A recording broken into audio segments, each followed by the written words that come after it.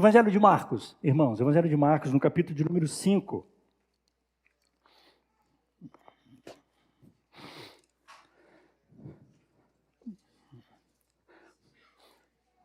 Prometo que não vou cansar os irmãos, tá bom? Evangelho de Marcos, capítulo 5. Nós vamos ler do versículo 1 ao versículo 20. Os irmãos podem ficar assim mesmo assentados, como estão. Evangelho de Marcos, capítulo 5, versículos 1 ao 20. Diz assim a palavra do Senhor. Vai ser projetado aí também, eu creio que os irmãos podem acompanhar. Ou então você pode abrir sua Bíblia, ligar o seu celular e nos acompanhar. Evangelho de Marcos, capítulo 5, versículos 1 ao 20. Diz assim a palavra do Senhor. Entre mentes, chegaram a outra margem do mar, a terra dos Gerazenos. Ao desembarcar, logo veio dos sepulcros ao seu encontro um homem possesso de espírito imundo, o qual vivia nos sepulcros e nem mesmo com cadeias alguém podia prendê-lo. Porque tendo sido muitas vezes preso com grilhões e cadeias, as cadeias foram quebradas por ele e os grilhões despedaçados. E ninguém podia subjugá-lo. Andava sempre de noite e de dia clamando por entre os sepulcros e pelos montes, ferindo-se com pedras. Quando de longe viu Jesus, correu e o adorou, exclamando com alta voz: que tenho eu contigo, Jesus, Filho do Deus Altíssimo? Conjuro-te por Deus que não me atormentes. Porque Jesus lhe dissera: espírito imundo, sai desse homem. E perguntou-lhe: qual é o teu nome? Respondeu ele: Legião é o meu nome, porque somos muitos. E rogou-lhe encarecidamente que os não mandasse para fora do país. Ora, pastava ali pelo monte uma grande manada de porcos. E os espíritos imundos rogaram a Jesus, dizendo: manda-nos para os porcos, para que entremos neles. Jesus o permitiu. Então, saindo, os espíritos imundos entraram nos porcos, e a manada, que era cerca de 2.000, precipitou-se despenhadeiro abaixo para dentro do mar, onde se afogaram. Os porqueiros fugiram e anunciaram na cidade e pelos campos. Então, saiu o povo para ver o que sucedera. Indo ter com Jesus, viram o endemoniado, o que tivera a legião, assentado, vestido, em perfeito juízo, e temeram.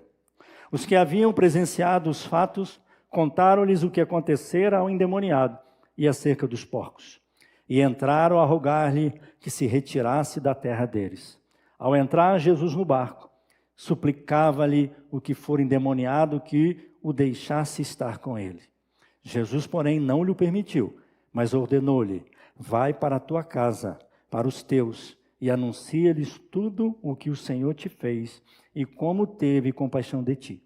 Então ele foi e começou a proclamar em Decápolis tudo o que Jesus lhe fizera, e todos se admiravam. Deus bendito, fala conosco, Senhor.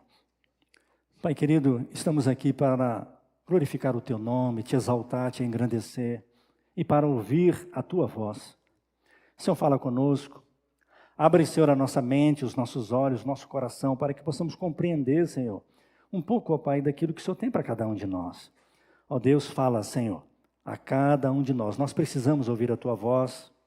Queremos nos alegrar contigo, Senhor. Ó Deus, oramos assim e te agradecemos, no nome de Jesus. Amém. Eu creio que muitos dos irmãos aqui, né, já ouviram falar de Guedara ou de Gadara, né, do Gadareno ou Guedareno, nessa cidade de Gadara. E é importante a gente se situar um pouquinho, irmão, sobre a cidade de Gadara. Essa cidade era uma das 10 cidades pagãs, não é? Decápolis, né? 10 cidades, não é? Nessa região, onde eram conhecidos como um povo gentil. Não havia judeus ali, não haviam pessoas que conhecessem a palavra ou que servissem a Deus. Eles adoravam assim, outros deuses, não é? Como Moloque, não é? Como Pan, ou como o próprio imperador. Eram cidades que não conheciam Jesus. E é até interessante, irmãos, que essa cidade ela fica ali nessa região, Decápolis, uma região montanhosa, que é os montes de Golã. E era um lugar hostil para o Evangelho e para o Senhor Jesus. Se vocês olharem todo o movimento, a trajetória de Jesus nos seus 3 anos, né, de ministério, ele pregou e fez muitos sinais do lado de cá. Nas cidades que ficavam do lado de cá, que tinha, não é, as sinagogas, que tinha o povo judeu, e Jesus pregava para esse povo, pregava na sinagoga, pregava para as pessoas. Do lado de cá, do outro lado onde ficava Decápolis, Jesus é a única vez que ele vai a Gadara. A única vez. Há alguns momentos em que nos mostra, e nós vamos ver aqui depois, que Jesus volta. Deixa eu adiantar o final da mensagem. Jesus volta nessa região de Decápolis, não necessariamente Gadara, mas ele volta 2 anos e meio depois, está lá no capítulo 8 de Marcos, capítulo 7 e capítulo 8. Jesus naquela região de Decápolis, ele atravessou de novo o Mar da Galileia e foi por aquela região, onde ele faz alguns milagres, nos mostra ali a multiplicação dos pães, mas o texto ele é bem claro quando ele diz assim, haviam ali, nessa multiplicação, por exemplo, 4.000 homens, sem contar mulheres e crianças. Ou seja, quem que ele deixou naquelas cidades, em Gadara, e esse gadareno saiu para anunciar, não é? Quando ele é liberto e ele rende-se ao Senhor Jesus, ele queria seguir a Jesus. É bem provável que esse gadareno não queria ficar em Decápolis, talvez ele estava com medo, ele tinha medo do que poderia acontecer. O Senhor Jesus estava sendo expulso de Gadara porque eles ficaram assustados. E até é interessante porque alguns dizem que os espíritos imundos, né? Aqui uma legião, em torno de 6.000 demônios estava naquele homem. Eles entraram nos porcos porque os porcos eram imundos. Não, o porco não é imundo. Para Deus, para o Senhor Jesus, animal nenhum é imundo. Quando Jesus deu a visão para Pedro, quando ele ia pregar para os gentios, e os gentios receberam a palavra e o poder do Espírito Santo, muitos que tinham recebido a palavra como judeus, estavam rejeitando os gentios porque eles eram imundos, eles eram ímpios. E aí, Pedro vai ao encontro dessas pessoas e o Senhor dá uma visão para ele em sonho, e ele vê um lençol envolto com muitos animais ali, porco também, vários tipos, e aí Pedro diz assim, Senhor, mas como eu vou lá, não é, para receber esses alimentos imundos? E Jesus falou, não receba como imundo aquilo que para mim é puro. Então porco não é imundo não. Tudo indica aqui que os demônios entraram nos porcos, na permissão do Senhor Jesus, porque Jesus tinha expulsado os demônios, e eles resistiram um pouco, eles não queriam sair, pediram para Jesus não os tormentarem, não os lançarem no abismo, e outros textos mostram isso, e aí eles clamam a Jesus para que eles fossem aos porcos. E quando eles entram, né, em 2.000 porcos, esses porcos caem no precipitadeiro, se precipitam, né, no abismo, ou então caem no mar da Galileia mesmo, e eles morrem afogados. Os espíritos terem entrado nos porcos foi para mostrar para aquelas cidades e para Gadara o poder de Deus, e mostrar que o que acontecia com o gadareno não era coisa da mente, não é que ele tinha problema mental. Eu, por exemplo, quando era adolescente, eu não conhecia Jesus, eu vi pessoas ficarem endemoniadas e as pessoas diziam para mim que era problema da mente, que era problema mental, que era doente, não é? E eu não conhecia Jesus e achava aquilo estranho. Quando eu conheci o Evangelho, eu descobri, não é problema de mente, não, era demônio mesmo, não é? E Jesus permitiu aqueles demônios entrarem nos porcos justamente para mostrar para aquele povo que não era invenção, que não era coisa da cabeça, não era mente, mas eram demônios. E eles ficaram tão assustados com aquilo que aconteceu que eles expulsaram Jesus de Gadara. Então é interessante observar isso. Uma cidade que não temia Deus e Jesus, não é? Se você olhar aqui nos versículos anteriores ao capítulo que nós lemos, no capítulo 4, no versículo 35 ao 41, nos mostra que quando Jesus chama os discípulos, e os discípulos ficam preocupados para ir agora para Decápolis, e com medo. E quando eles pegam o barco, o que acontece durante a travessia? Uma grande tempestade. E por que essa tempestade? Alguns dizem que talvez eram os próprios demônios querendo impedir que Jesus chegasse a Gadara, porque Jesus estava indo lá por causa deste homem, um homem sem nome. Quem era esse gadareno? Ninguém sabe. Alguns acreditam que talvez poderia ser um soldado romano, por causa da linguagem de Roma. Legião, 6.000 soldados. Haviam ali províncias romanas. O romanismo, né, o Império Romano dominava. Alguns acreditam que era um romano, podia ser um soldado, um homem comum, porque a Bíblia diz, irmãos, que ele agora estava assim, oprimido, endemoniado, não dormia de manhã e de noite, no cemitério, se feria, só que ele não ficou assim de uma hora para outra. Se você olhar o texto, o contexto e ver os outros evangelhos paralelos, os irmãos vão ver que ele tinha família, ele tinha casa. E as coisas começaram a complicar na vida dele. Eu não sei o que aconteceu. O que eu aprendo das Escrituras é que Jesus ensina que se você encontrar um endemoniado e você for expulsar o demônio dele, você precisa colocar Jesus na vida dele. Porque se tirar o demônio e ele não colocar Jesus, fica vazio. Se o demônio vai para os lugares áridos e não encontra lugar, ele volta e se tiver a casa vazia, ele entra e traz mais 7. Então se você multiplicar de 7 até chegar a 6.000, talvez ele tentou 10 vezes ser liberto. E 10 vezes lugar vazio. E ele teve problema. Eu não sei o que foi que ele aconteceu. Eu não sei qual foi o envolvimento dele com o mundo, com o pecado.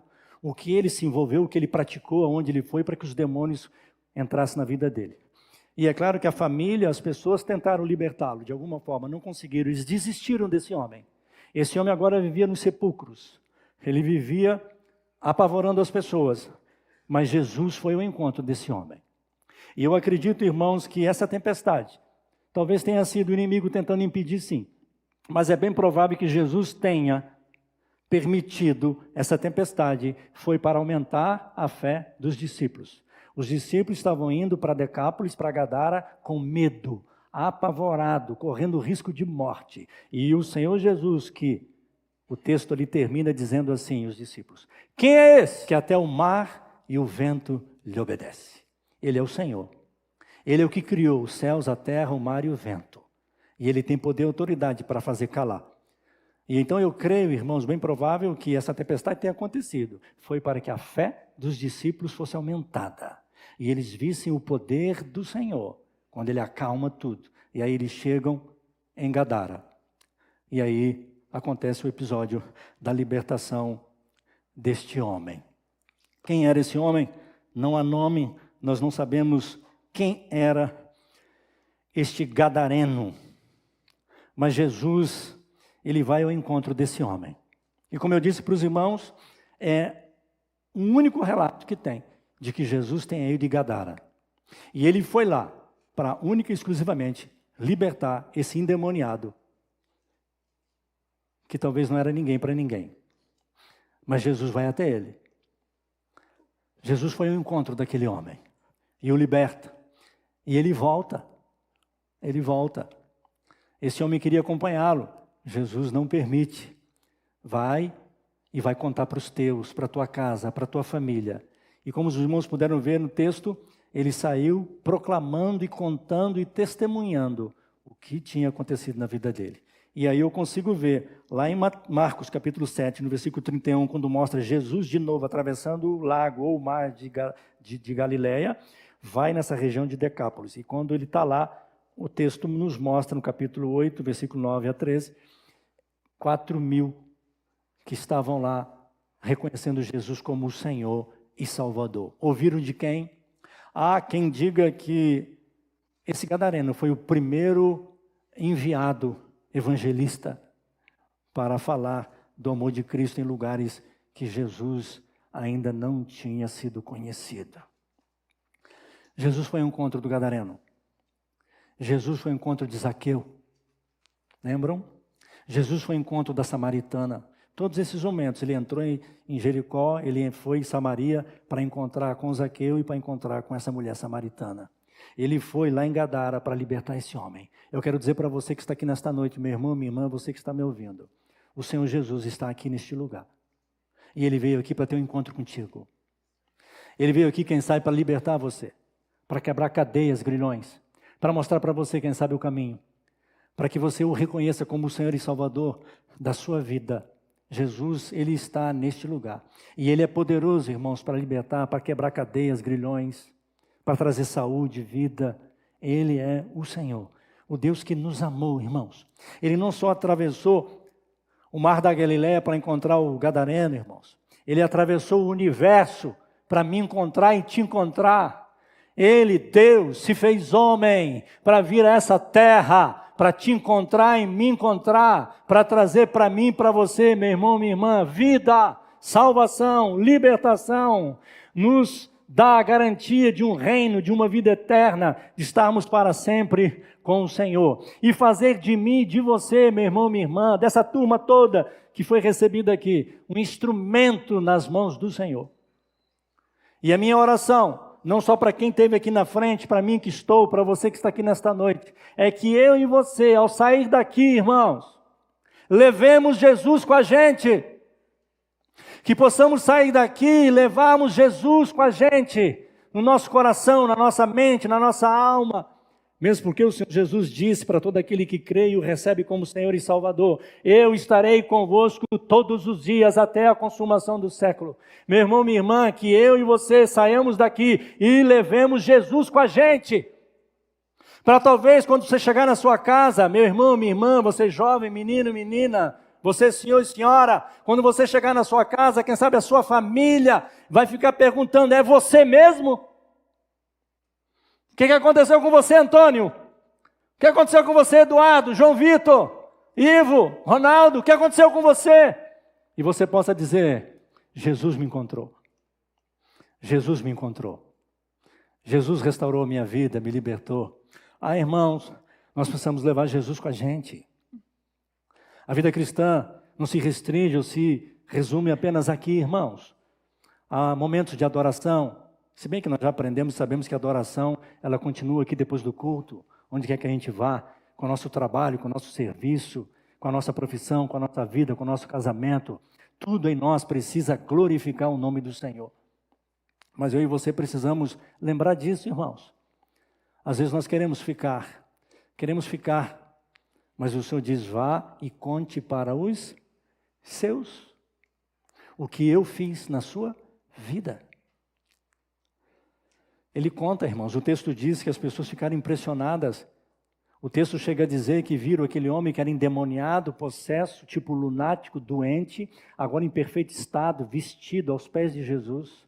No Evangelho de Lucas diz que viram esse gadareno agora como aquele homem que foi salvo.